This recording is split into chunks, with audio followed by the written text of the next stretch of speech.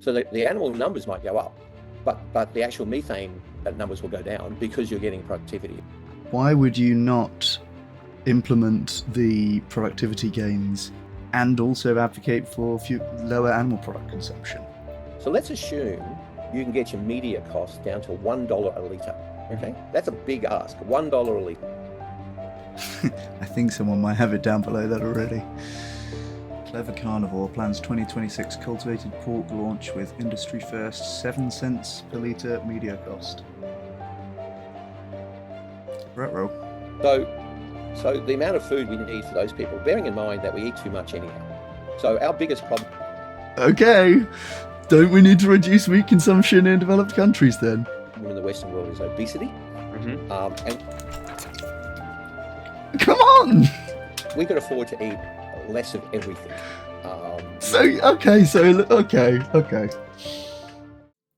Okay, we're checking out a conversation that Paul Wood had with Alex Crisp on the Future of Food podcast. This is the guy that I'll be debating about the Dublin Declaration, so thought I'd check him out, see some of his talking points.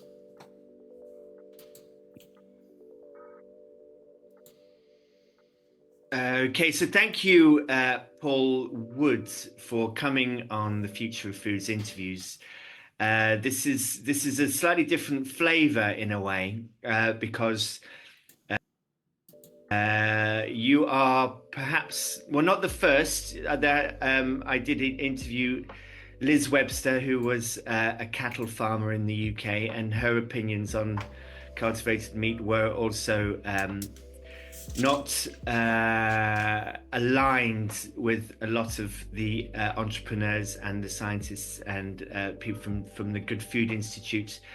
Paul Wood is an Australian scientist and entrepreneur with major contributions to biotechnology and veterinary science. You were awarded the Officer of the Order of Australia for contributions to veterinary science and leadership in biotechnology. So clearly you have a good understanding of the science, and you have a very strong a position, I suppose, on sort of cultivated meats commerciality and kind of chances of success. So could you just provide us a little introduction of yourself? Yep, sure. Thank you. So I wear a lot of different hats at the moment. I'm an adjunct professor at Monash University, but my training originally was a PhD in cellular immunology in Canberra at the Australian National University. I worked with CSIRO, our national research organisation, for about 13 years as a scientist, and ended up inventing something that became rather significant. I ended up inventing a new way to diagnose tuberculosis, which is now the standard of care around the world. So that was nice as a young scientist. I moved across into industry with companies like CSL in Australia, and eventually they sold the animal health division to Pfizer. I ended up in the US as head of global discovery for Pfizer Animal Health. So, probably 2 decades or so in the sort of corporate industry where, biotech was the fundamental. We made vaccines, we made monoclonal antibodies. So large scale fermentation was pretty important. I stepped out of that around 2012 and came back to Australia. And since then, I've worked across a broader area of agriculture, from things like 6 years on the Australian Dairy Board. I'm the chair of an insect farming company. We make pet treats.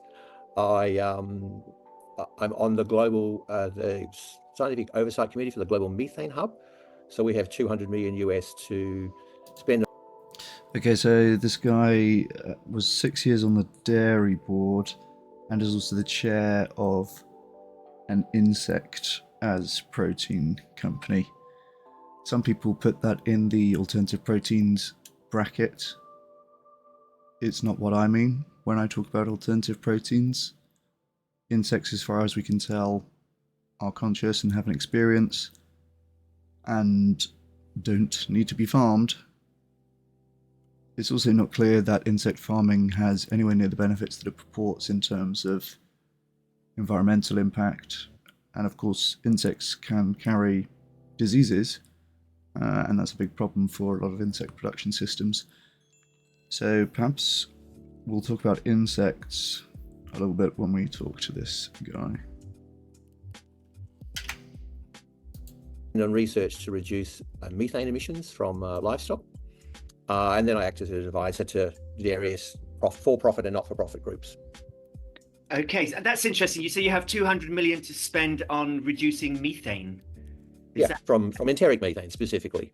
Yeah. So, I mean, COP28 last year. Obviously, that's a big ambition of theirs, and they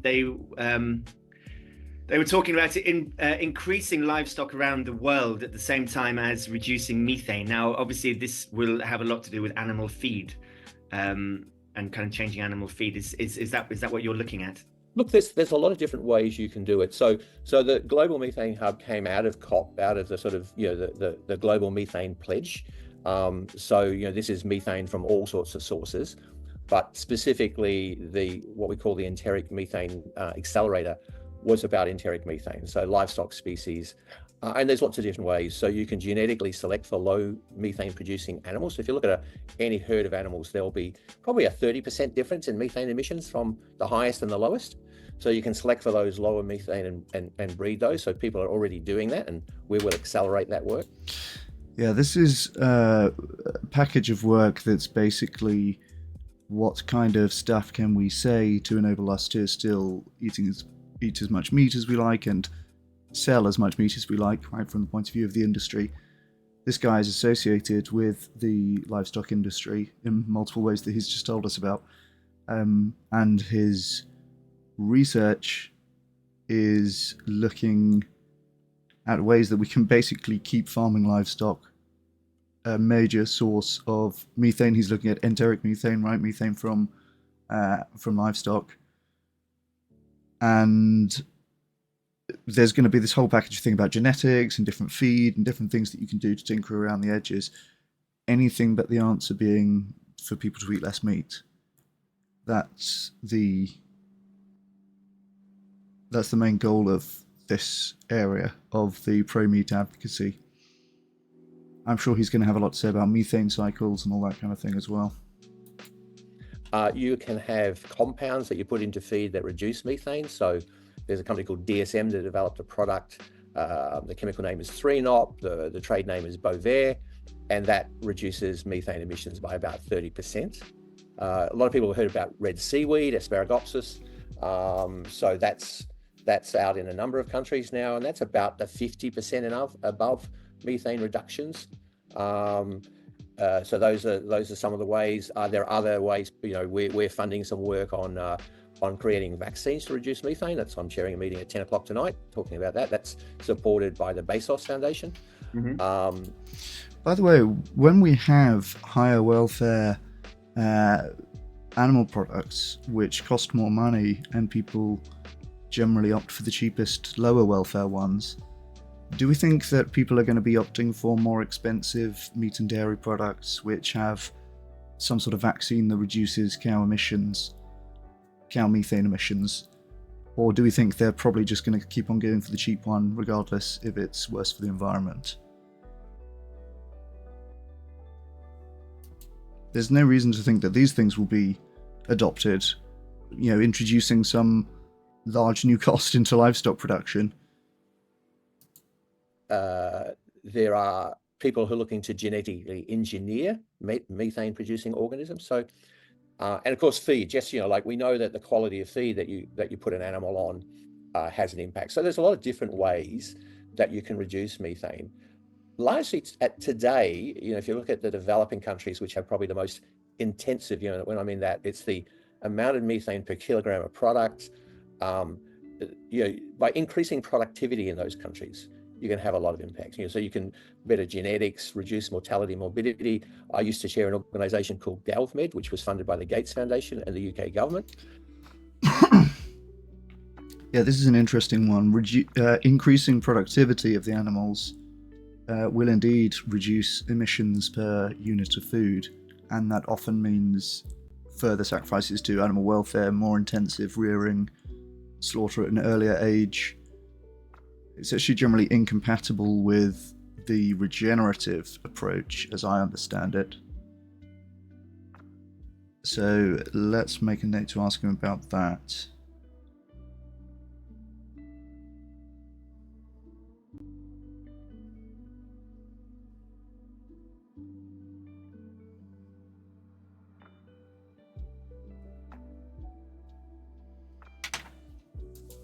And we work with smallholder farmers in Africa and India. So there's a lot of productivity things you can do in those countries, which will get you gain. So the animal numbers might go up, but the actual methane numbers will go down because you're getting productivity. If you look at dairy today, we produce more milk today with less numbers than we ever had, and that's through productivity gains. So why would you not implement the productivity gains, implement the diet changes and vaccines and genetic selection that's going to reduce methane emissions from cows, and also advocate for lower animal product consumption? See, here he's talking about the developing world, and that's what they do in the Dublin Declaration as well. But I know that this guy says there's no need to reduce meat consumption in Australia, which has one of the highest meat consumption per capita in the world and has 66% overweight or obese. So surely if we're so concerned about methane from livestock, reducing livestock in developed countries is a big part of the solution. Yeah.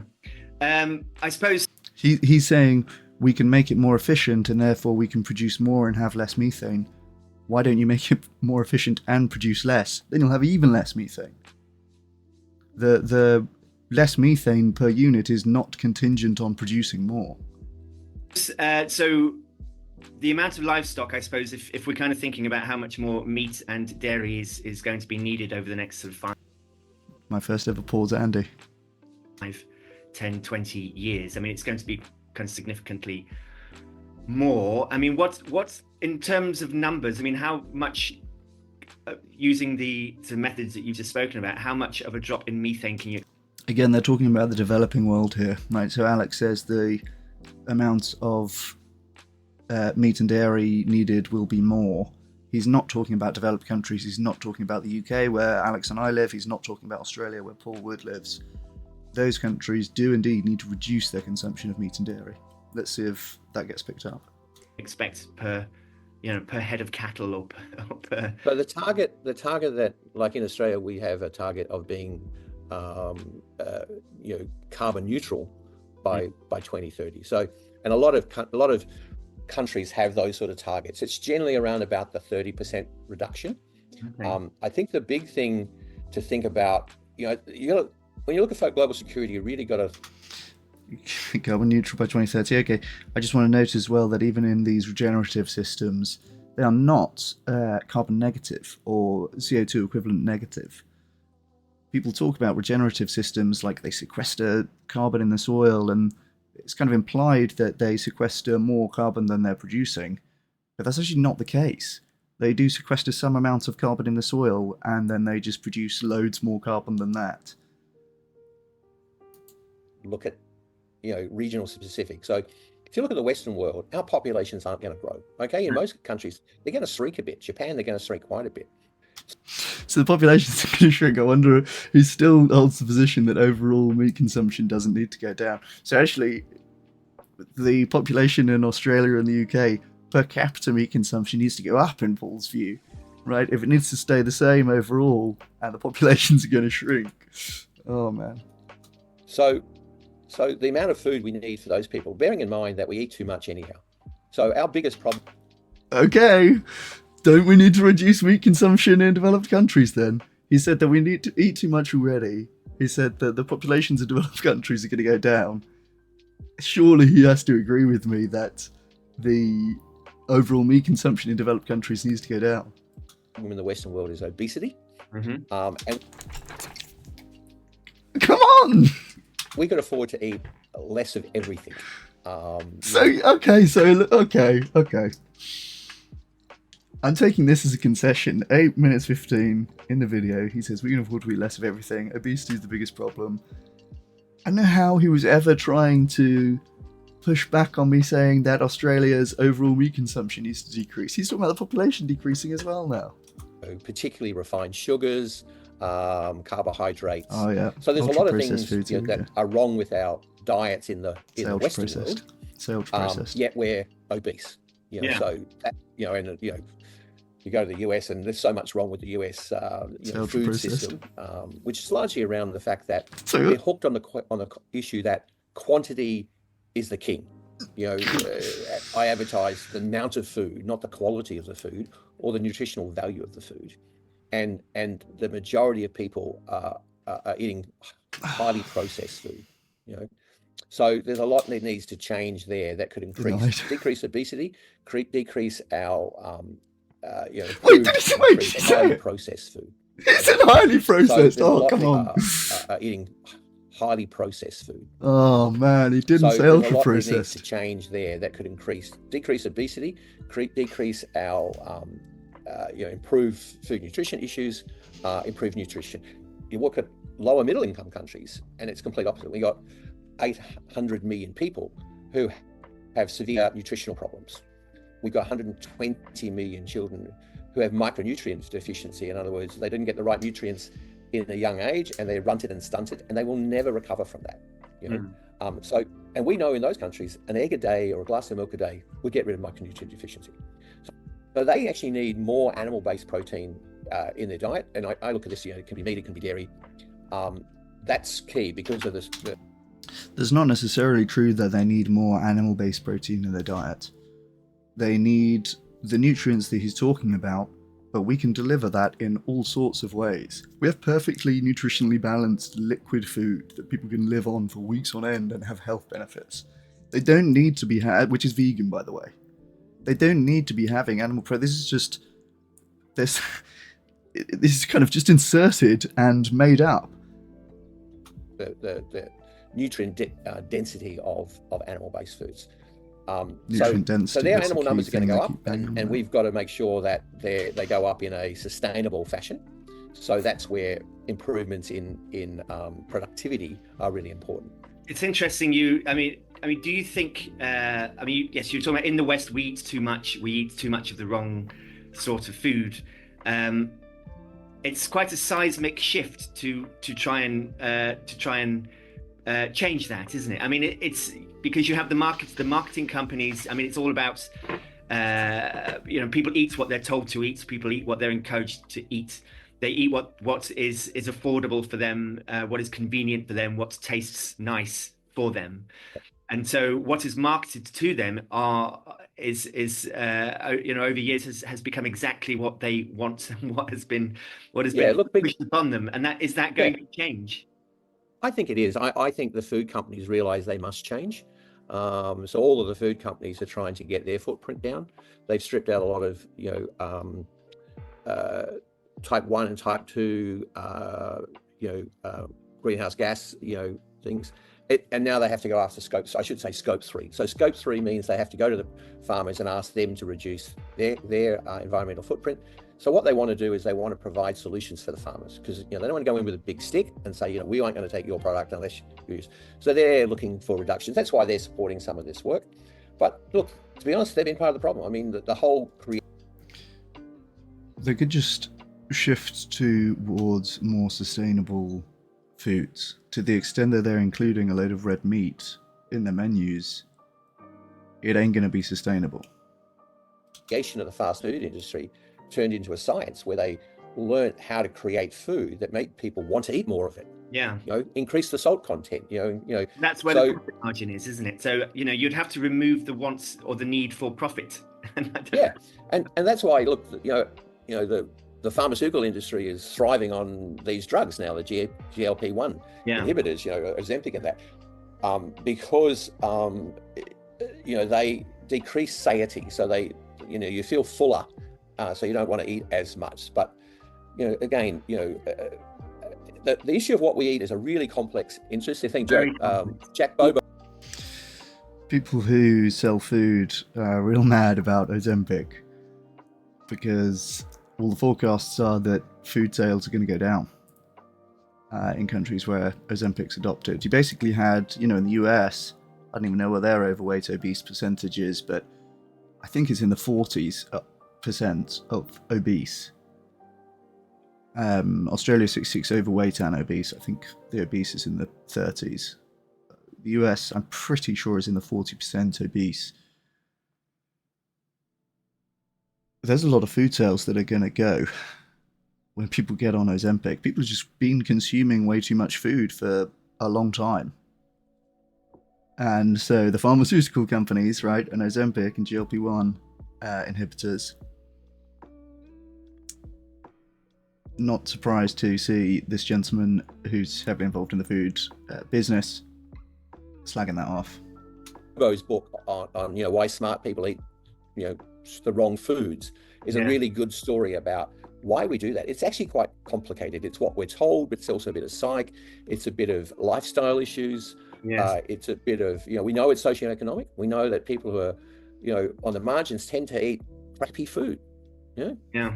It's also how people are raised, isn't it? I've had Jack Bobo on this program, actually. Yes, Jack is really good. I met him a number of years ago, and I think I recommend his book for anyone who wants to understand how we got ourselves into the problem in the Western world that we're in today. But he also makes some suggestions about how we can get out of it too. Yes. So, as part of the kind of increase in population and the food challenge, do you think cultivated meat has any place in that? Well, I was sort of, I go along to a lot of pitches and they start off with going, there's going to be 10 billion people in the world and we have to feed them and that. And the point I make is we know where those people are. That population growth is in Africa and parts of Asia. They're the people we have to feed. We don't need any more. Do you want to carry on eating as well, mate? Because I do. It's not that everyone is going to be in Africa and Asia. Most of the population growth is forecast in Africa and Asia.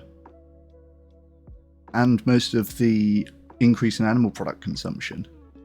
But this is not an argument against cultivated meat having a place in the future food system. It could just replace the meat consumed in developed countries, which, by the way, is the vast majority of meat. So this is already a red flag and a red herring that he's talking about developing countries won't be able to access cultivated meat off the bat. This is really missing the point in the kind of first sentence to reply here, but okay, let's see where it goes. More food for the Western world. We got plenty. So my question firstly to them is, so is your solution... Wait, he said we don't need more food for the Western world, we've already got plenty. This is the stupidest little sleight of hand I've ever seen. So all the new people are going to be in the developing world, and we don't need more food in the developed world. We got all those factory farms, you remember? So we can just keep doing that. So where's cultivated meat for? Man, that's stupid. A solution for Africa. Let's just focus on Africa. That's where the biggest... No! This is is this really his critique on cultivated meat? My God. Going after cultivated meat is one of this guy's big things, and he's immediately just talking about it's not going to be available in the developing world. Well, we've got enough food in the developed world. That is so... Oh my goodness. I really hope Alex calls me out on that. Population growth is going to be. He won't be into it. This is not like a debate that we're watching here, right? So Alex, I'm sure Alex can be very polite about it, but I hope he does go back and say, hang on a minute. They're the ones with real problem with food insecurity because they import a lot of food. And when I look at cell-based and precision... Yeah, by the way, Asia just the first continent to approve cultivated meat, by the way. Implementation, a lot of these technologies, they're expensive tech. The last thing Africa needs is more expensive tech, particularly if they're going to have to import all... This is such a straw man. Did Alex say, do you think cultivated meat is a good idea for Africa? Man, this is dumb. That technology. So they'll actually become less food secure under this scenario because the price of the products will go up. They'll have to import more of it. That's a big problem for them. So I argue that will make Africa, less food secure. So they're not a solution. I got into this argument when I first saw the rethink. We've written a lot on food security, and this is the worst take I've heard on the implications of alternative proteins for food security. Man, where to begin? The main reason that animal production is so inefficient is because of feed conversion ratios, right? Animals need to eat a lot more calories than they yield in their meat. As a result of that, farming animals means that we need to farm a disproportionately large amount of crops as well. And as a result of that, farming animals pushes up the price of staple crops, which might otherwise be a staple part of the diet for these low-income communities that he's talking about. Wow, that was such a silly sleight of hand. I'm glad I watched this. Think X report in 2019 that said, like by 2030, we're going to get rid of all our animals. The dairy industry will have collapsed. And I looked at this and I thought, to be honest, I'll use a technical. This is crap. This is people sort of gazing into the future, making assumptions that just are not substantiated by any of the data. So that started me in looking in more depth at what people are claiming. I've been using cell culture, for a long time as part of making products, but it's expensive. It's the facilities are expensive, the media is expensive, the salaries are you're not. There's no one in there that's not degree qualified. So I just felt that this wasn't right. I started to get some biotech people, particularly people who designed facilities, to do some analysis for me. I started talking to Joe Fassler, who wrote that original article in The Counter, and he came across David Humberg's paper, which was very much along the same line, saying that this is expensive tech. I think David said... Yeah, we know. We've heard these criticisms. Joe Fassler is the guy's name, and David Humberg.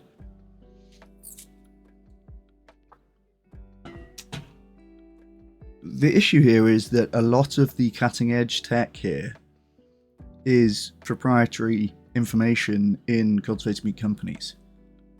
And so there's actually nobody who has all of the information about what we're really able to do here. Right. Frankly, even as someone who works in this field, I'm constantly being surprised and blindsided and impressed by the rate of progress being quicker than we expected. And in particular, the criticisms in the paper that he is talking about, I believe, have already been overcome by cultivated meat companies doing, what this paper said was impossible.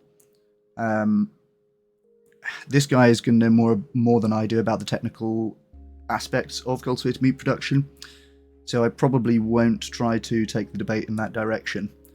But it's interesting to see his views on this topic. See it getting down under about $50 a kilogram.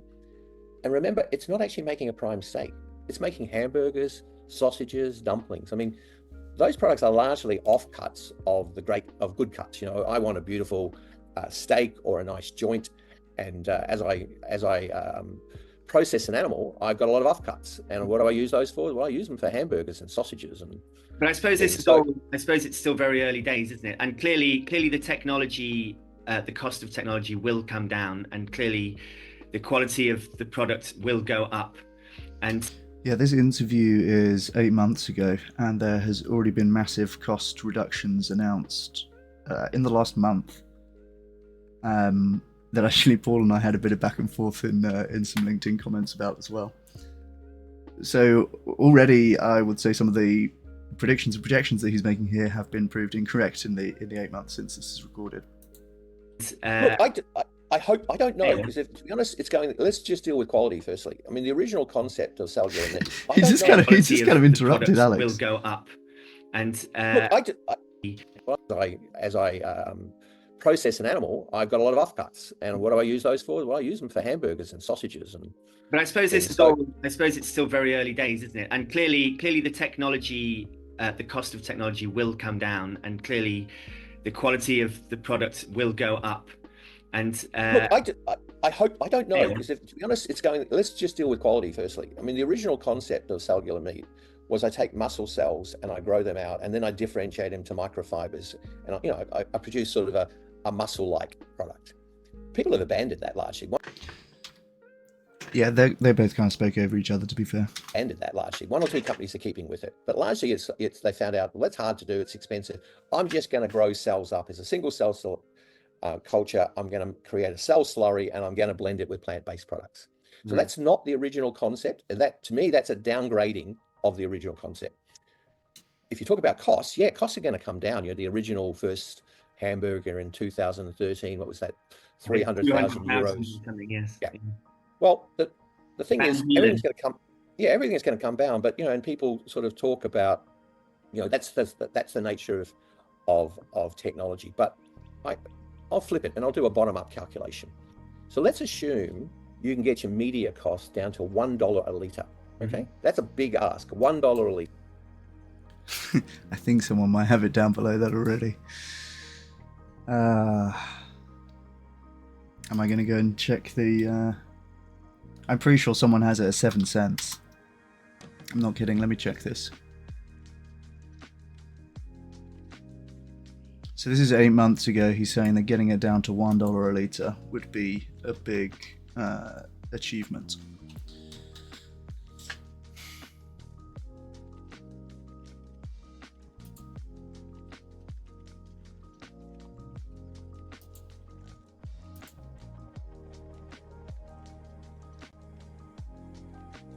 This is what I mean about, making strong predictions against cultivated meat. It's way too easy to get proved wrong in less than a year. Man, where's this post about the media cost?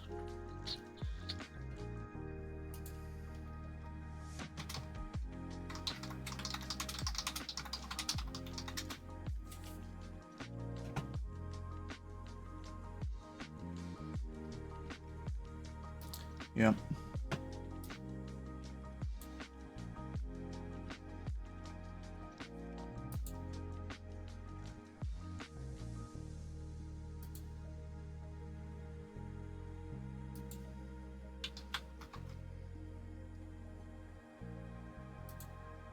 Oh, okay, I had the company wrong.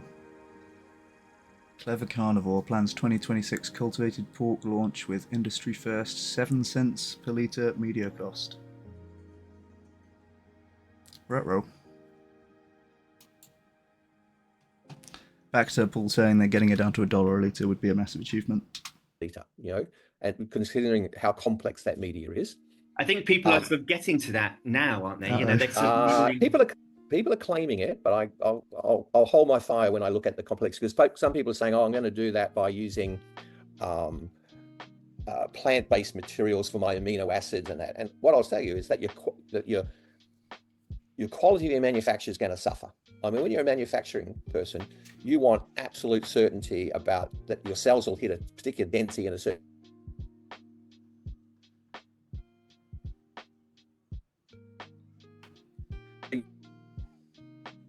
sort of materials and that.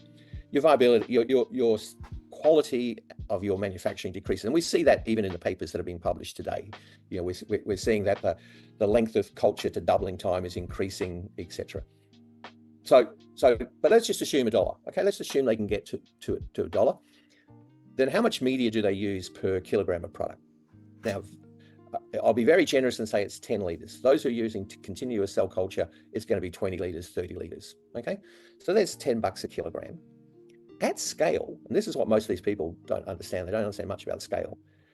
Media is about 20% of your cost of goods because of the facility that you have to build, the equipment in there. So now I'm at $50 a kilo, and I'm making hamburgers and I'm making sausages. So if you do a bottom-up calculation, and I'm being very generous when I say you can get to $1 a litre and you can get to 10 litres a kilogram, it's why we've seen so many of the companies who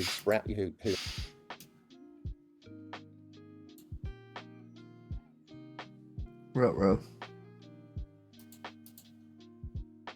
There's already an externally validated €7 per kilogram cultivated meat. This is from a company called Gourmet in France, and they have got their products down to around about 1/7 of what Paul's predicting here 8 months ago on Alex's podcast. It's just brutal. Made big announcements about we're going. This is his specialty as well, by the way. I work in this field, but I'm not a cell biologist or a process engineer or anything like this. This guy is meant to be in the know here and is claiming that expertise. I said at the beginning of this, it's very difficult to make calls here. Not everybody, nobody knows just how far along some companies are, and nobody has all of the information as to what this is feasible. So, don't bet against it. And he's made now 2 pretty surefire bets against it in like a minute, like 2 minutes. Going to go to 250,000 litres. But again, his job, insofar as livestock is concerned, is to keep producing more of it, right? That's why he is taking it as a given that livestock will increase. That's why he's not talking about livestock in the developing world. They've got enough food already. That was the worst bit yet.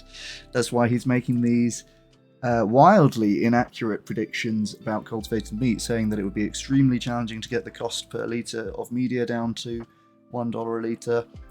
Also saying that it would be a challenge to get the cost down below $50 per kilogram of cultivated meat. Companies already got them down to 7 cents per litre and €7 per kilogram respectively. So massively off by a lot on both of those, okay?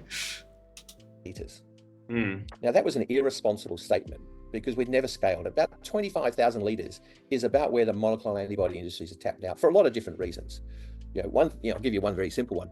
If I've got 250,000 litres and I lose a batch, imagine how many millions of dollars that is. Yeah. Now, I don't make anything as a manufacturer without having pre-sold it. So imagine what happens to those customers who are waiting for that product. So as a manufacturer, you would never do that, even if you technically could. So again, this is what annoys me about some of these people who are hyping the market. And that one's crashed and burned in a I suppose losing a batch is the equivalent of having to sort of kill all your stock because they've got mad cow disease or something, isn't it? Right. Look, it can be. It's why biosecurity is a critical. That was good from Alex. That was good.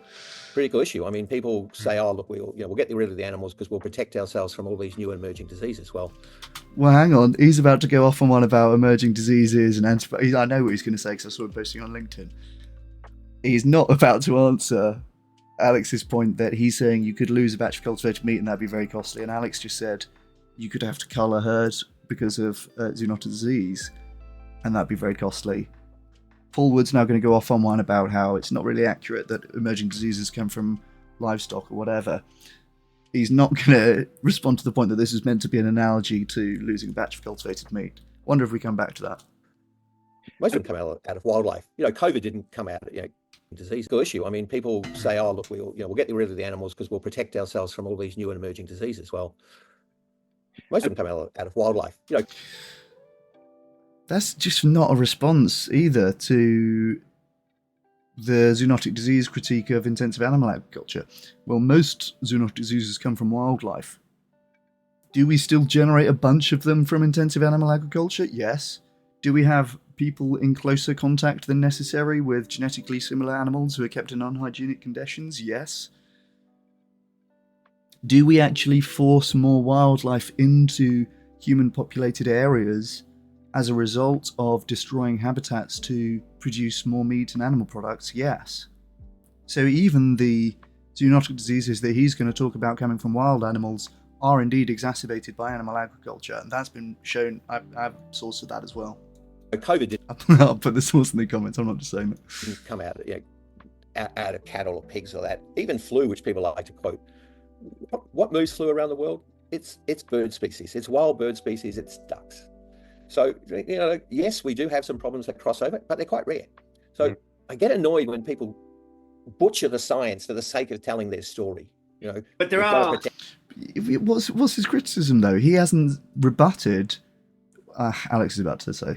I mean, clearly there are a lot of scientists, a lot of entrepreneurs. There are lots of money, time. Well, maybe he's going to say something else. Paul Wood has not rebutted the fact that we do get unnecessary zoonotic diseases from exposure to animal agriculture. He's just said, well, that's not most zoonotic diseases. We still get most from wild animals. There's such a non-response. It's like about to say, drinking alcohol increases your chances of getting cancer. Well, that's not where most cancer comes from, though. Most cancer comes from cigarettes. So what? Still put down the vodka. PhDs, people investing their lives into this science, and so they believe it can be a commercial success. And I mean, I'm not Yeah, sure I've yet if they're just putting this stuff together so they can get a capital raise and then sort of retire early, are they? Well, I've spoken to so many people who have so little knowledge about biotech. And when I go and sit and I talk to biotech people and I ask them, what do you think about what's going on? Even some who are advisors early on who just say, well, these people aren't listening to us. You know, we told them about scale, we told them about facilities. So to be honest, there's more hype out there than there is science. And if you ask about cost, I mean, Again, that's a very vague response. I talk to a lot of people who aren't bioscientists, and I mean, what? the pharmaceutical industry has been using this technology for decades. Mm. We've been working very hard to get our costs down. We know about facilities now. We use a lot of less stainless steel, more disposable materials, etc. There's a size you can go up to for that. So, and we've spent a lot more. $3 billion have gone into cellular ag. We've probably spent tens of billions of dollars in this. I mean, all the major drugs out there in the world. Yeah, already missed 2 major cost projections in the 8 months since giving this interview. Scientist, by the way. Monoclonal antibodies. So the industry has spent time and energy to understand this tech. And these guys come along and go, oh, what do you guys know? We can grow to 250,000 litres. We can, they'll grow in water. I suppose there's a difference. I suppose there's a slightly different incentive, isn't there? With the pharmaceuticals, they are not necessarily trying to get their product down as cheap as possible to be at price parity with a very cheap. Yeah, they also have different standards that they have to be produced to, and pharmacological standards are different from food production standards. Product. And if they hadn't been, perhaps they would have come up with a much cheaper way of scaling things. Well, there's 2 points to that. One is I worked out in the animal health industry. Products have to be relatively cheap. We use monoclonal antibodies. We were some of the first to introduce it to cats and dogs, etc. So they're big products out there. Cost of goods are really important. So this issue, the pharmaceutical industry doesn't care about costs. Well, it does care about costs. So that one is really a rather spurious sort of argument. I've heard. Hold on, though. It's not quite in the same way as the food industry does. Alex. I've heard that the kind of pharmaceutical industry are now looking at technology which has been developed more recently in regard, as a result of the money put into the cell agriculture industry to develop their pharmaceuticals more cheaply. Look, they'll definitely look at it. I'm not seeing any of it up. Oh, that's big if true. So, Ballwood's making this big song and dance about saying, well, it can't be the case that cultivated meat is going to be economically feasible at scale because we would have already worked it out over in the pharmacological industry if that was the case. Now, I don't know about this, but Alex seems to have a case up his sleeve where actually the pharmacological industry is now taking innovations from the cultivated meat industry because they have worked out better ways to produce cultures at scale. And Paulwood seems, I don't know if he didn't know about that, I didn't know about that. Let's see Paul's reaction again. He doesn't deny it. Industry to develop their pharmaceuticals more cheaply. Look, they'll definitely look at it. I'm not seeing any of it taken up today. But obviously, if tech comes out of it, I mean, remember the pharmaceutical industry are pretty good at surveying what's going on out there, and they'll take things up. But what they won't take up is things that bring variability into manufacture. So some of the things that people are talking about. Okay, I don't think he did know about this example that Alex said. He's kind of going to go off on a tangent about variability now. So he said, I've not seen it. It sounds like there has indeed been the kind of price-based innovation that Paulwood was just saying would not be possible, or else it would have already happened in the pharmaceutical industry.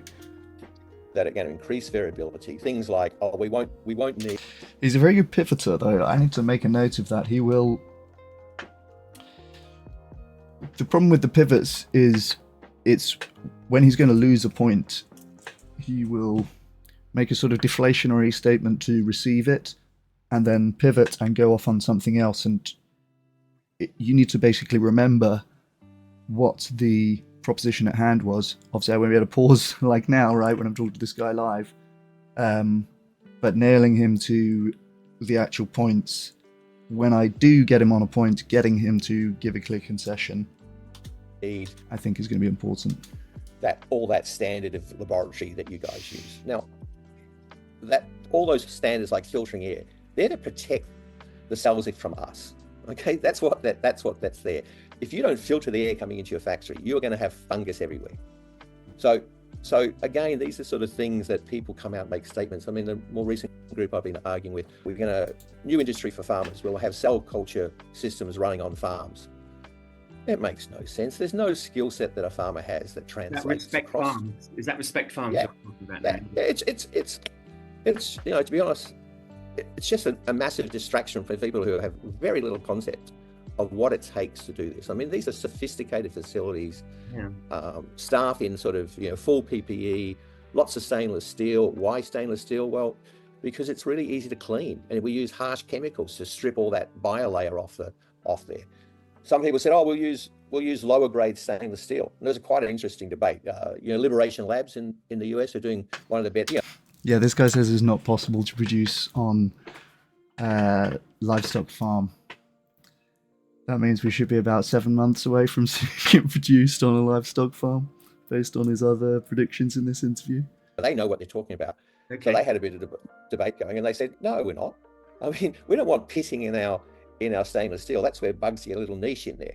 So, there's so many of these arguments that come out as sort of so-called people who know what they're talking about. Well, I haven't heard people wanting to kind of cut corners on this, because clearly when you start cutting corners, that's when things are gonna go wrong, isn't it? And I would assume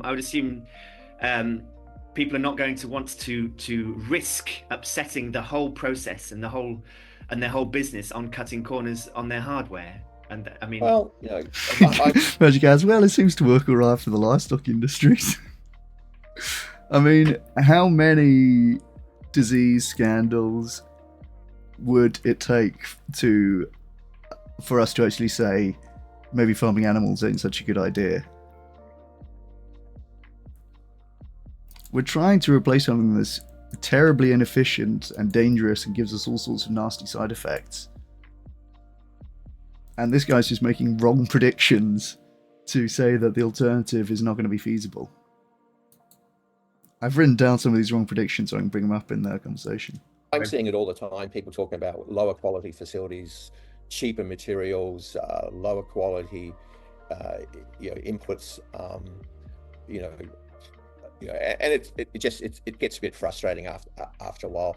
I mean, look, the groups that I think it's saying the honesty is companies like Vow, who are one of the few actually selling product today, in Singapore. They said it's expensive. They priced it around $100 a kilogram, and they're in high-end restaurants. And they're selling quail, aren't they, Vow? Yeah, they've got a quail product. I was in Singapore in May, and I went out with George, the CEO, and tried these products in some of these restaurants where you've got rock star chefs, and they were nice. So, but they're at least, I think, telling the truth. The ones that say we'll get to price parity, I honestly, I just keep asking, tell me how. They'll say, oh, we're decreasing it, but I'll do my bottom up calculation to them. Then we get into the whole nutrition issue.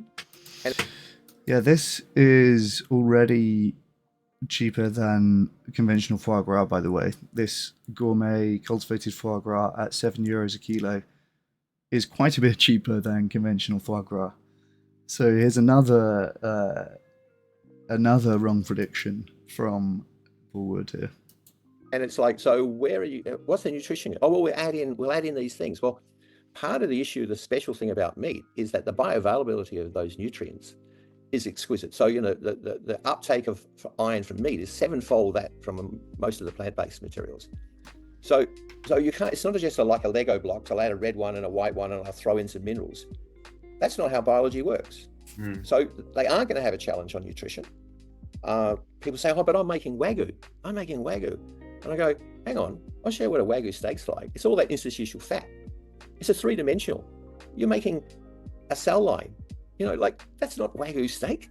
How do you age? This is another one. This is one I love. If you go and talk to people who are into the meat science, we know that the aging of meat adds a lot to the flavor and the taste and the texture. How do you age a cell culture? And that's the reality. When people say, oh, but we're making an identical product. You're not making an identical product. I've got no problem with people selling product. I think this sort of thing of bans that we're seeing in some countries and some parts, that's just political, stuff. It's ridiculous. That's good. Opposes cultivated meat bans. Wonder if that's still his position.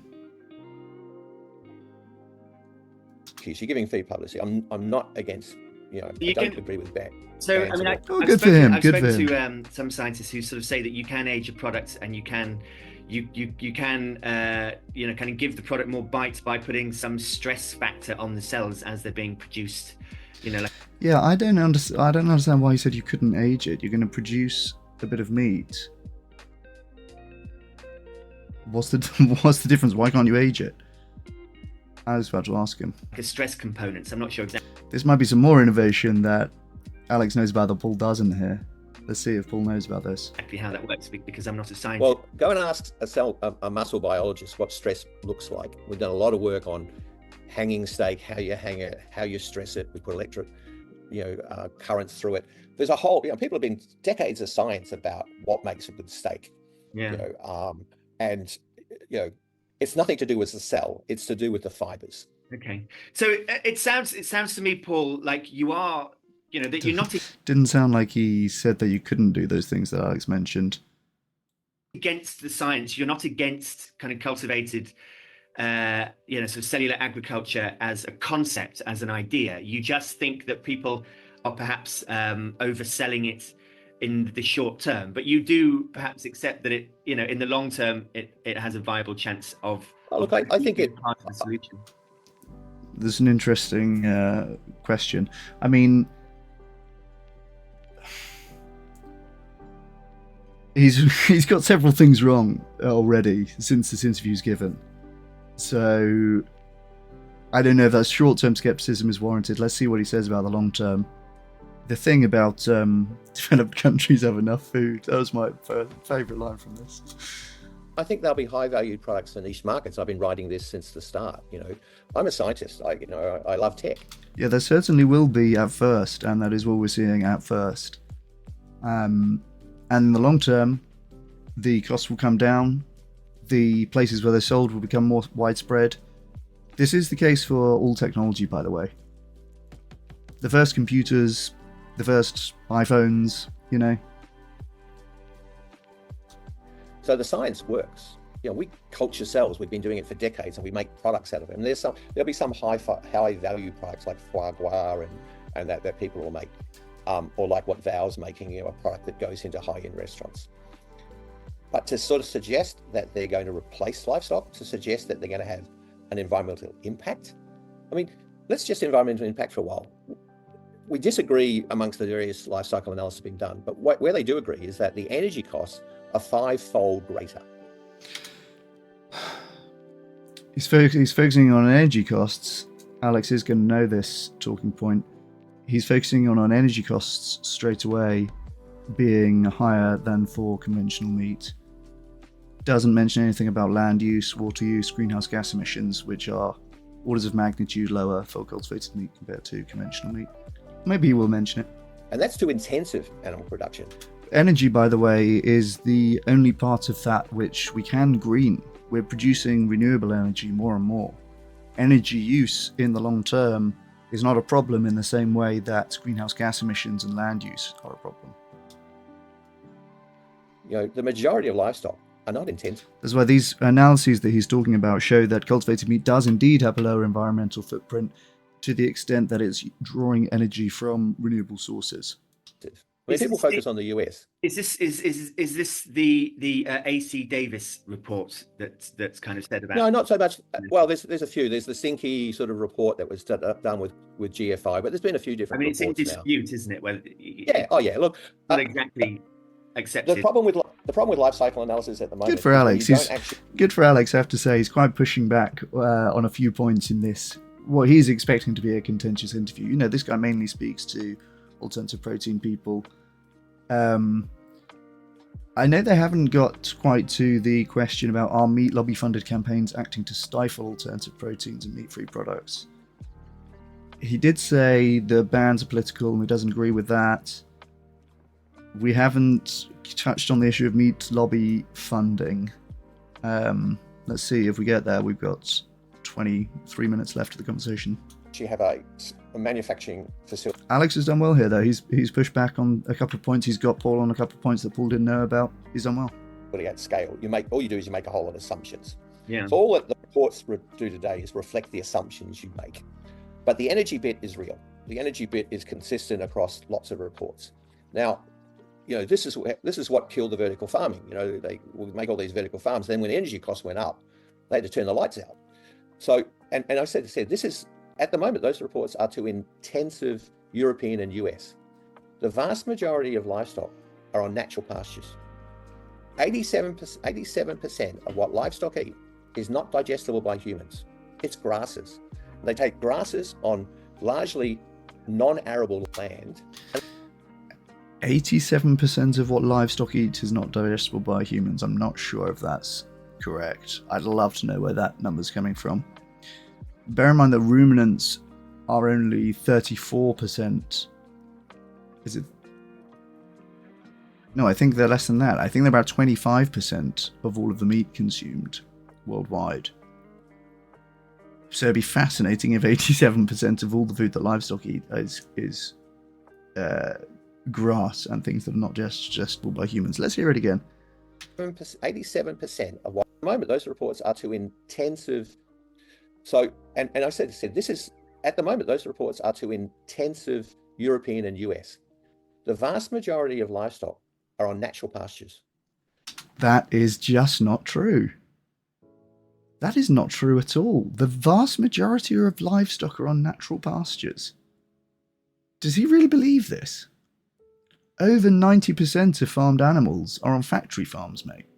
How could you possibly think this is correct? Where's he getting that from? 87% of what livestock eat is not digestible. I need to hear that again, make sure I didn't mishear this. He's saying the vast majority of livestock are on natural pastures. Is he really claiming this?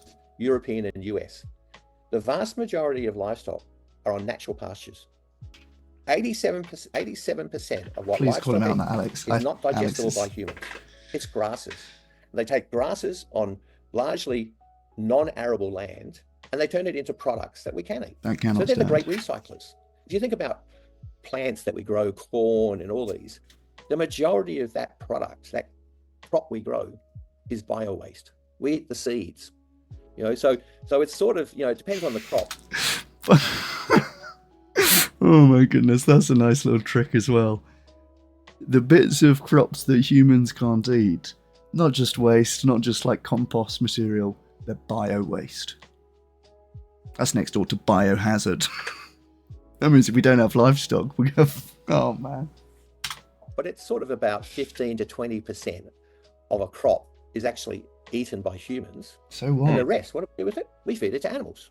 But we're talking about changing. We're talking about. We're growing way more crops than we would need to if we didn't have animals. That's just a fact. We wouldn't need to grow them at all if we weren't producing so many animals. This is a dumb man. Changing the feed of the animals, aren't they? But they're saying, we'll take that land and we'll crop it. True, that's a good point from Alex. I thought you said they're changing the feed of the livestock because of the methane.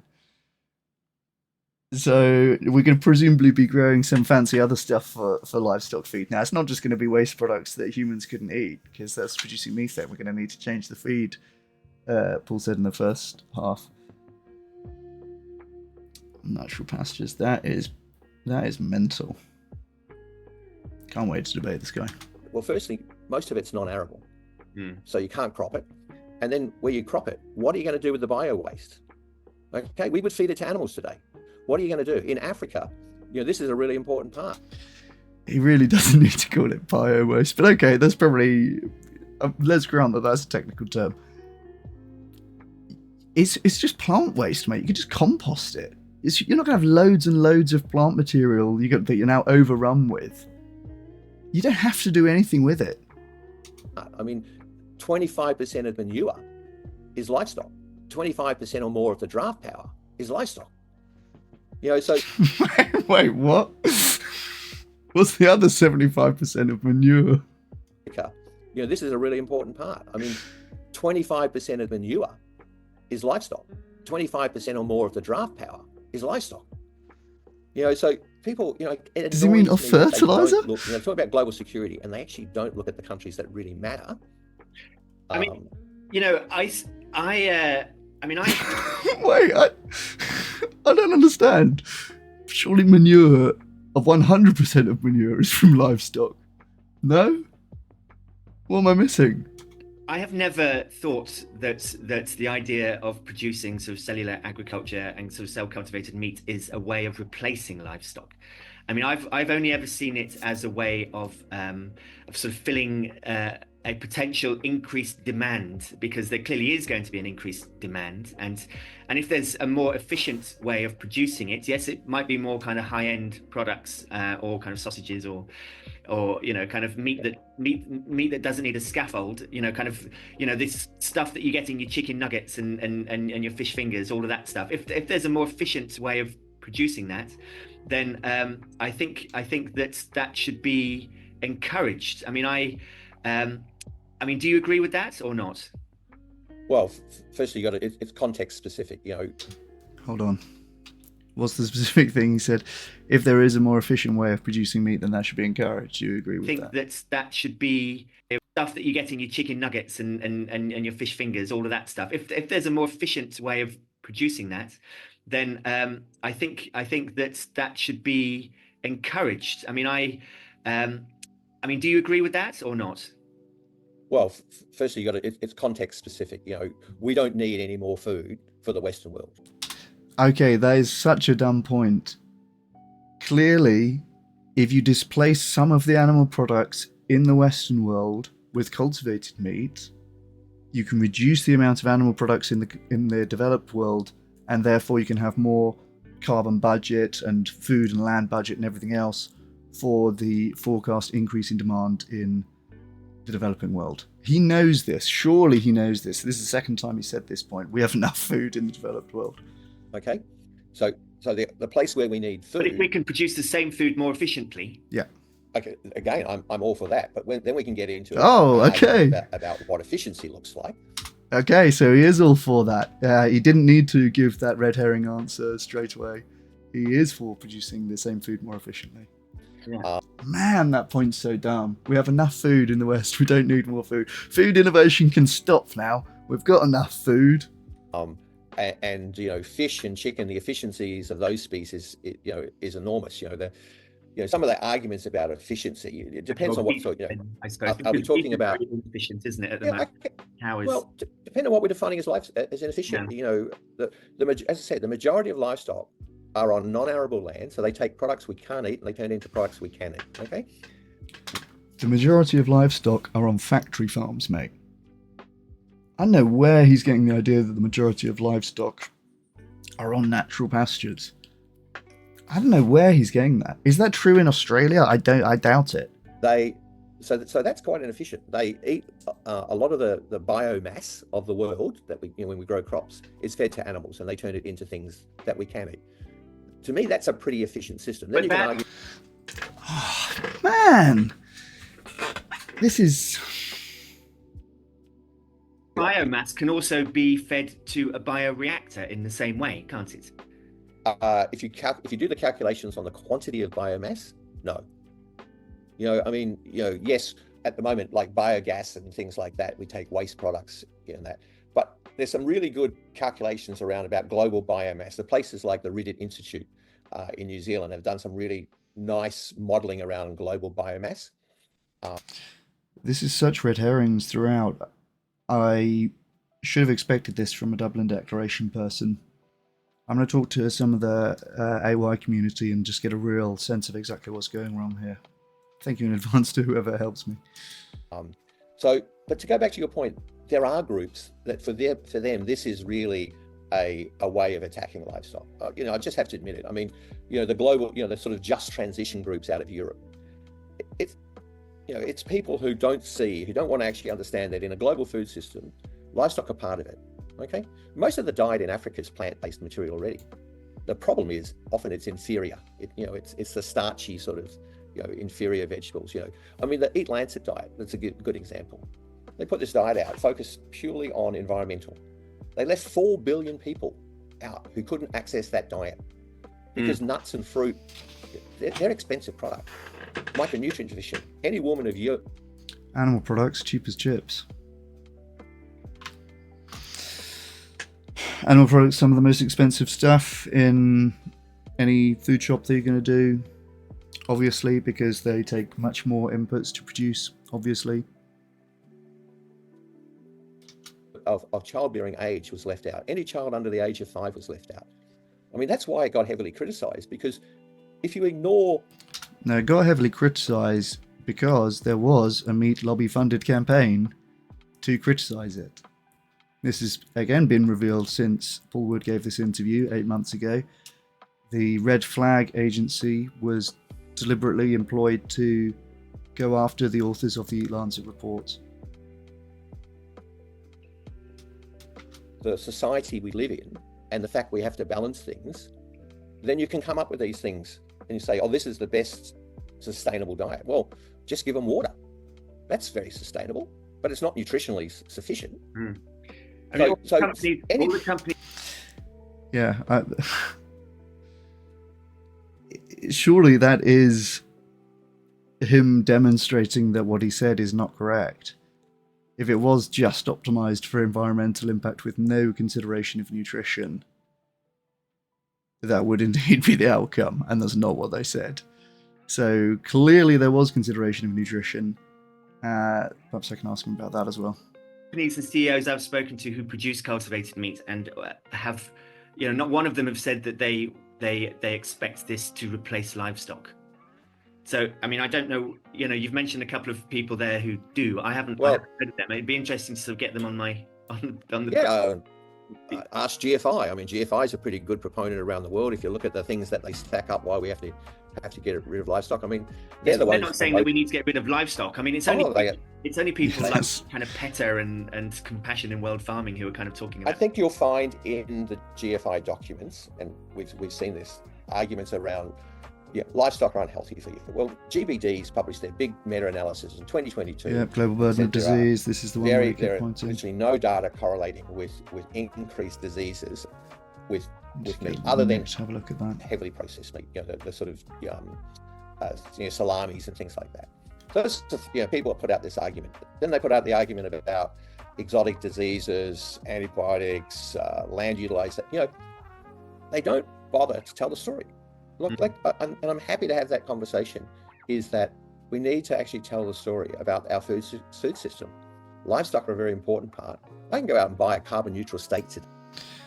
It's interesting that he's using the language of telling the story. This is very much what all of these pro-meat kind of shill non-profits talk about, right? Telling a positive story. And this is very much at odds with not necessarily, but a different approach than being scientifically accurate, telling a story, right? Giving a narrative. If I'm a farmer, take Australia, I know really well. I've got land. I can put carbon into the soil. I can grow trees. I can fence my waterways. Yeah. All of our industries are pushing to being more sustainable. All of our food systems must be. Okay. Well, Yeah, and the airline industries are probably pushing to be lower carbon as well. Doesn't mean we shouldn't be flying less. Let me ask you this question. This guy seems kind of smart, so I suspect that he knows what he's doing when he gives these non-answers and red herrings. I also suspect it will be a challenge to hold him to some of this stuff. I mean, I've noted probably at least 5 things that he said here that are incorrect. Do you think intensive factory farming is a good way of producing meat? That's a good question. Well, again, we have to get in and define what intensive is, because when I look at that, and people throw around the term factory farming, and then I go in and look at their definitions of that. Well, in America, they have the term sort of CAFO, don't they? I can't remember what it stands. So let's look at dairy. I mean, dairy is intensive by nature. Okay, I can't afford to have cows walking 5 kilometers twice a day to be milked. Okay, so by definition, dairying is a relatively intense farming practice. That's not by definition. That's by economics. He's saying, well, it would cost more to do it non-intensively. So yeah, it's going to be intensive. Okay. But the product that's produced from a nutritional point of view is liquid gold. And you look at countries like. Oh well, that's great then. If it's so valuable, you should be able to have high welfare standards when producing it. Right, so valuable, it's liquid gold. Right? But we can't actually afford to not produce it intensively. If it's so great, I think we could probably afford to produce it with a little more care. India, they've got the largest dairy population in the world. Okay, we can help them on productivity because their productivity is about 4 to 6 litres per day per cow. Ours is about 20 to 30 litres, so huge potential on increase on productivity gains there. Dairy cows, Yeah, the cows are typically respected in India. Largely Hindu culture reveres cows, don't eat beef for the most part. There is some beef consumption in India. They do have a lot of dairy consumption, but it's unsurprising that they are allowing their dairy cows to produce about 20% of what Paul's saying that they're producing in, I guess, in Australia. So clearly an advocate of the intensive method, right? We can increase their productivity by getting those cows in India up to 20, 30 litres as well. That sounds great. When we look at in Australia, we've got some of it with robotics, and you've got, housing and that. The cows don't go outside. We provide ad-lib food and water and fresh bedding. They're really happy inside. Hang on a minute. A minute ago, he was talking about the vast majority of livestock are on natural pastures, and that's really great because they're using non-arable land. And now he's saying we've got all these cows that never go outside, and they're really happy with it. I wonder what evidence he's citing for them being really happy, by the way. So again, it really comes down. Well, it was a little bit uncomfortable there. We provide ad-lib food and water and fresh bedding. They're really happy inside. So again, it really comes down to, if you're a farmer, the two things you've got that really matter is land and animals. So sorry, he's saying we provide. Is he actually producing? India, they've got the largest dairy population in the world. Okay, ours is about 20 to. Dairy cows, when we look at in Australia, we've got some of it with robotics, and you've got, housing and that. The cows don't go outside. We provide ad-lib food and water and he's fresh just saying bedding. We Australians. They're really happy inside. So again, it really comes down to, if you're a farmer, the two things you've got that really matter is land and animals. If you're in any way abusing either of those, you're not going to be in the industry. Nope, that is not correct. If you're in any way abusing animals, you're not going to be in the farming industry. That's Paul's claim here. That is such a vibes-based thing to say. Your two biggest assets are land and animals, so if you're abusing them, you're not going to be in the industry very long. You're going to be forcibly impregnating those animals, aren't you, mate? You're going to be sticking your hand up their arse so that you can grab their uterus and insert semen into them, that sort of thing? So I'm not saying there aren't some people where their practices are questionable, but you've got to look at the context. Chicken raising in. It's just giving excuses for like non-specific animal abuse at this point. I'm not saying that there aren't some people whose practices are questionable, but you got to look at the context. So what? There could be animal abuse going on, but also you think it's kind of fine. I mean, what? So this is a long way of saying yes, he supports factory farming, by the way. That was the question. In Africa, okay? The village chicken. The village chicken there is slaughtered at... Yeah, this is so relevant to factory farming. The village chicken in Africa. At about 18 months, okay? And it's a bit stringy in that. And it's very susceptible to diseases and predation. We grow chickens. The chicken that is on your table, that's 6 weeks. That's 6 weeks old. Yeah. So, yep. So they've been very pleased that they've been able to kill them in less than 10% of the time. We've done a lot on big genetics. Chicken. Yeah, we've done a lot on genetics and feed to optimize growth rates and to optimize, the quality of production. So yeah, and as a result, producing chickens that grow too quickly to hold themselves up on their own legs frequently collapse in their own feces on factory farms. So this is a long way of saying that, yeah, he signs off on all of that. It's really hard to sort of people love to put labels and go factory farms are bad. But when you actually ask them what is a factory farm, but you're talking about those chickens that have been. Man, that's such a non-answer. We can easily give definitions of factory farming. No one's mentioned stocking density in this conversation. I saw someone else trying to run this. Like, what even is a factory farm? You just say stocking density and they're shut right up because they don't actually want to have to reduce the stocking density. That have been kind of genetically bred in order to produce more meat quicker as a positive thing. I mean, obviously there are lots of people kind of listening to this and in the world who see that as a bit of a travesty. It's very cruel because their legs can't take it because they're in confined space. But look, we're going back a decade in genetics. The most important thing in selection of animals is feed efficiency. So wow, look at that hand wave of the animal cruelty.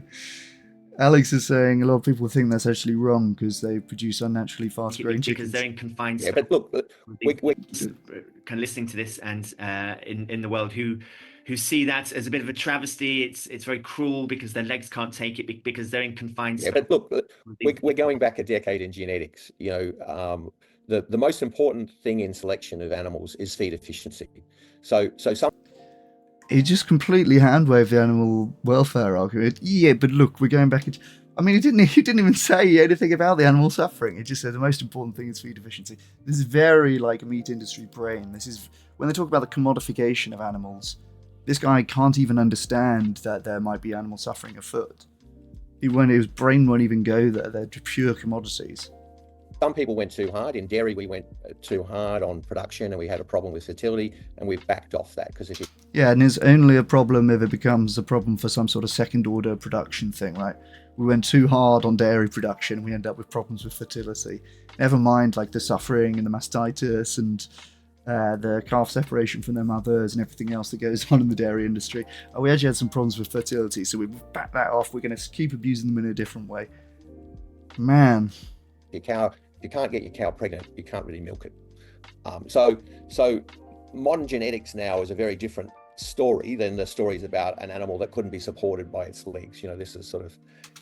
No, it isn't actually. That is what happens to commercial chicken breeds. I wonder if he is contesting that. Modern genetics is a very different story than animals that come. Is he saying that doesn't happen? Stories that. So it just doesn't make. And sorry? I think they're false stories, the ones about. No, they're stories from a decade or more ago. They're stories when we realised that our selection pressure was too hard in one direction, and we need to change. Okay, so he said, oh, right, okay, so that's going to be another incorrect thing. Chickens Can't Stand Up is only from a decade ago.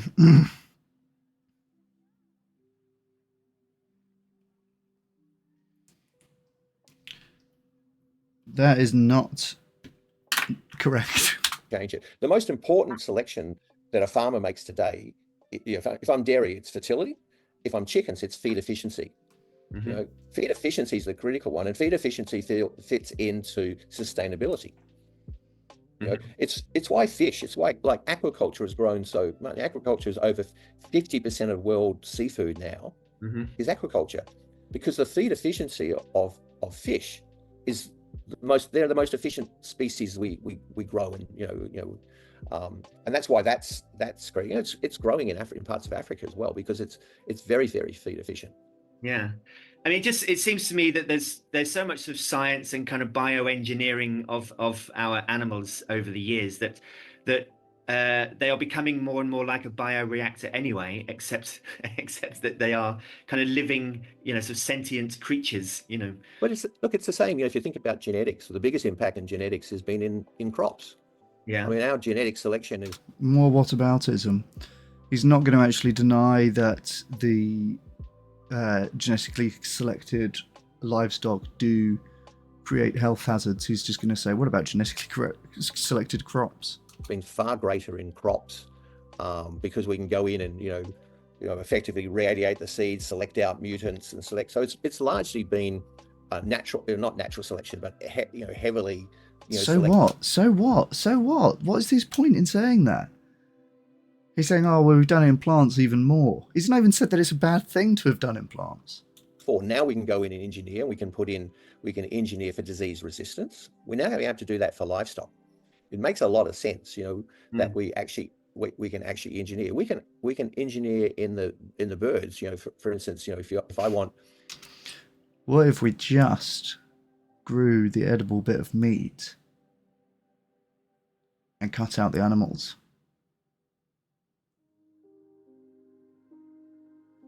I'm just saying. Eggs, I don't want the males. Okay, we can actually engineer in to change that. So I'm a proponent of. Yeah, he's talking about in ovo egg selection in the egg industry, which of course at the moment the male chicks born into the egg industry who can't be used for egg production are often macerated or gassed on day one. This guy's pleased that we're maybe going to eventually stop doing that eventually. Of modern biotechnology. I mean, we would not be in the place we are today in the crop industry if we hadn't been able to genetic select. And now we're selecting for disease resistance in a big way. Now we're selecting for salt tolerance. We're selecting rice crop varieties that have low water needs. Yeah. To me, what we need to do is actually use more of this technology.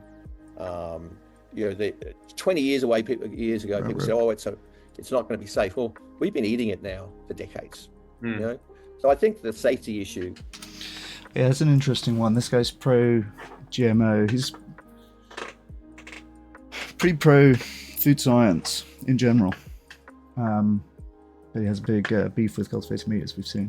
Is largely done with. Do you think there's any truth to the idea that that this is a science, a little bit like? So, are we?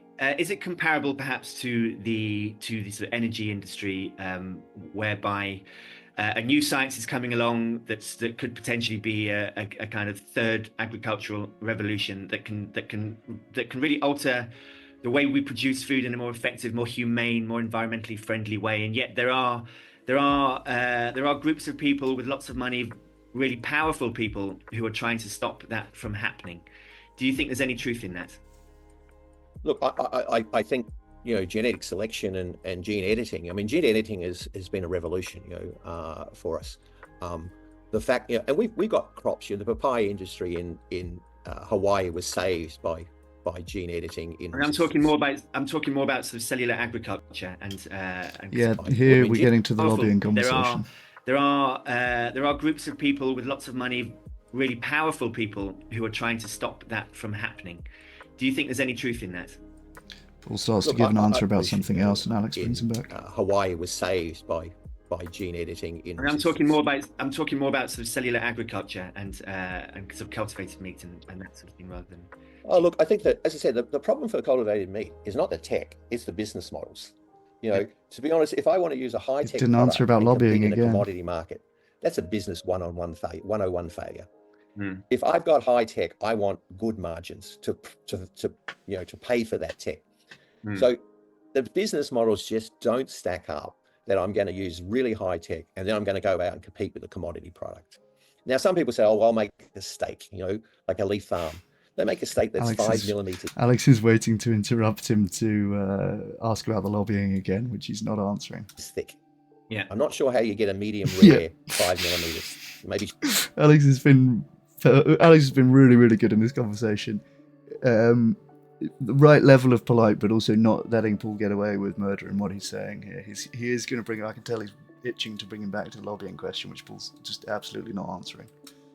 Show it to the flame, but don't actually put it on.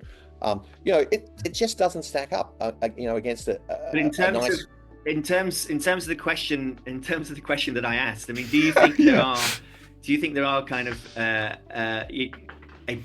is there a pushback against the science which is being? Oh, look, in Europe, there's the overreaction to genetic engineering has been positively. He's not going to answer again about lobbying cultivated meat. Now he's going to talk about genetic engineering again. This is mental. Okay, wow. I'll have to ask him about CM lobbying then, definitely, because he does not want to answer that question. in Europe. Alex is going to have to interrupt him in again. places like France and it's held up. And I think what we're actually seeing now is the change. We're seeing it in the UK already. So the UK is now, they're moving away from a lot of the bans that we've seen in the EU. And it also doesn't make a lot of sense. They're both kind of laughing, I feel. Alex is like, are you really not gonna answer this? And Paul kind of knows. They've probably agreed to an hour-long conversation, and Paul's just thinking, I've only got 5 more minutes to run down the clock. So I'll give you an example. I go and talk to my local Green member. I'm in an electorate where we have a Green. Oh man, and he's home clear. As soon as I'll give you an example, I'll go and talk to my Green member. Alex thinking, damn, that clock is going to run down. He does not want to answer about cultivated meat lobbying. That's so interesting. Member in federal parliament. And I talk to him about this technology, and I say, look, you guys like the concept of vaccination? He says, yeah. I said, so you vaccinate your children? Yeah. I said, so how come you can use that technology to vaccinate your infants, but you can't use that technology in agriculture? It's the same technology. The COVID vaccines would not have existed for this technology. So we have this bizarre, I mean, these aren't scientific arguments. That's another contradiction to something he said earlier in this same interview, where he was talking about you can't assume that innovations from pharmacology are going to carry over into agriculture. Didn't he? I'm pretty sure he said that. Yeah, this is the crazy thing about it. You can't. And now he's giving this analogy as to, of course, and by the way, he's still not answering about anti-cultivated meat lobbying. Make an issue and say, oh, well, we can use all these things to keep us, to vaccinate us, to keep ourselves happy, to make monoclonal antibodies, but we couldn't possibly use it in food. Yeah. Okay. It doesn't make sense. It's not science. It's a scientific argument. Yeah, I see that. I mean, we are. I could talk to you all day long, Paul. About but we are in some ways limited by time, and it has been probably the longest interview I've done so far. I'll ask you one more question before. I thought he was going to say one more time. Why do you think there's been no further approvals in the USA for kind of cultivated meat companies since? Look. Again, that's also something that's been updated since this podcast. There has been more approval since this podcast. A year and a half, almost 2 years. Yeah, I'm not sure why that is, but it is intriguing that they've made 2 approvals and no products really come to the market. There's been a few testing in restaurants and things, and largely that's because the more products you sell, the more money you lose. So good meats or Just Eat. I mean, they pull their product off the market in Singapore because they're losing money. I mean, the contract manufacturer is costing $1,000 a kilogram. So even selling a chicken nugget at $20 a chicken nugget wasn't making any money. So I think largely they've come to the realization that there's no point putting product out there when you're losing money. Well, who's come to that realization? These are FDA well, look at the 2 companies in the US that have got licenses now for over a year.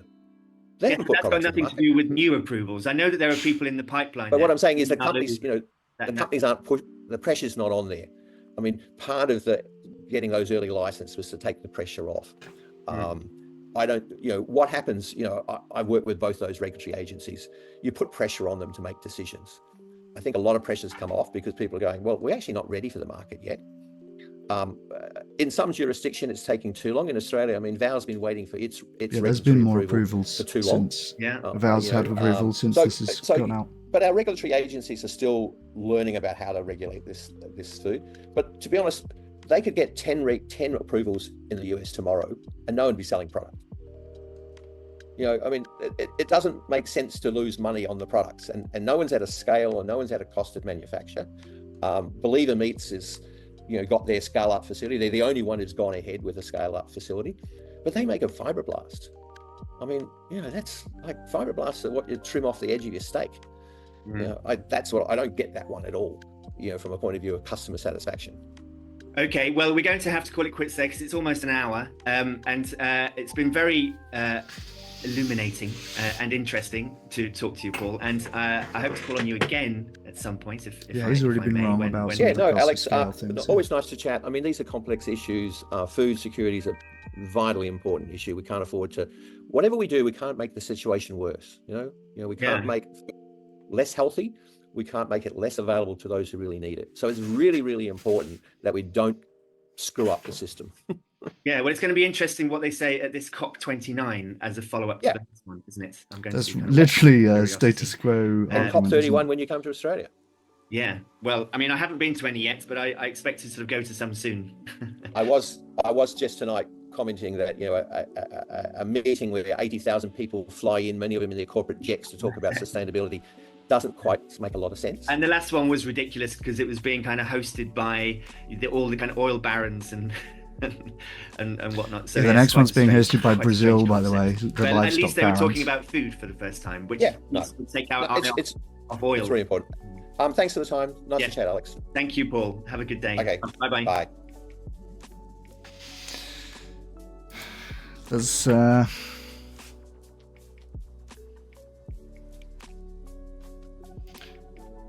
it's an interesting one.